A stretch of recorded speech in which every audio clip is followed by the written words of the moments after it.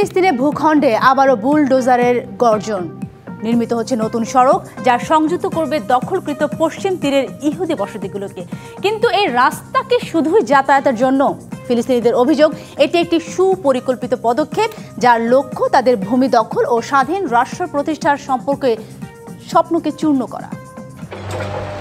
Bulldozer দিয়ে ফিলিস্তিনিদের জমি কেটে তৈরি করা হচ্ছে নতুন রাস্তা, যা ইহুদি বসতিগুলোকে সংযুক্ত করবে। ফিলিস্তিনিদের মতে এই রাস্তাগুলো কেবল যাতায়াতের জন্য নয়, বরং তাদের স্বাধীন রাষ্ট্রের স্বপ্নকে ধ্বংস করার একটি কৌশল। এর মাধ্যমে একদিকে যেমন ফিলিস্তিনিদের জমি কেড়ে নেওয়া হচ্ছে, তেমনি তাদের চলাচলের উপর নতুন বাধা সৃষ্টি করা হচ্ছে। মার্কিন প্রেসিডেন্ট ডোনাল্ড ট্রাম্প যখন গাজা যুদ্ধ শেষ করার জন্য একটি শান্তি পরিকল্পনার কথা বলছেন এবং ইউরোপের বিভিন্ন দেশ ফিলিস্তিনিকে রাষ্ট্র হিসেবে স্বীকৃতি দিচ্ছে, ঠিক তখনই ইসরায়েল অধিকৃত পশ্চিম তীরে সম্পূর্ণ ভিন্ন এই চিত্রটি দেখা যাচ্ছে।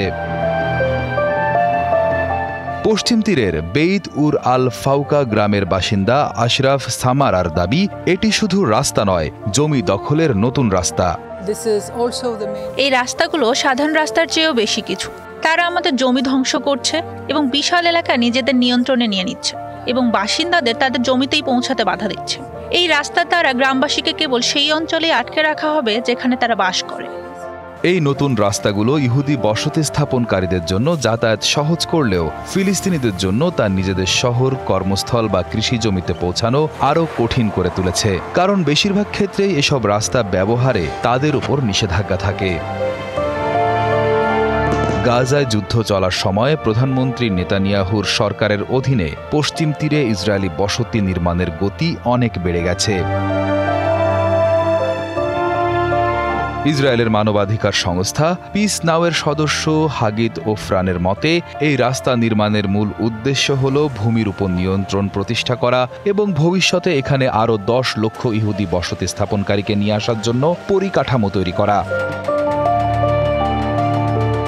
তিনি জানান, 2023 সালের অক্টোবরে হামাসের হামলার পর থেকে ইসরায়েল পশ্চিম তীরে রাস্তা নির্মাণের জন্য প্রায় 7 বিলিয়ন শেকেল বা প্রায় 2.11 বিলিয়ন মার্কিন ডলার বরাদ্দ করেছে।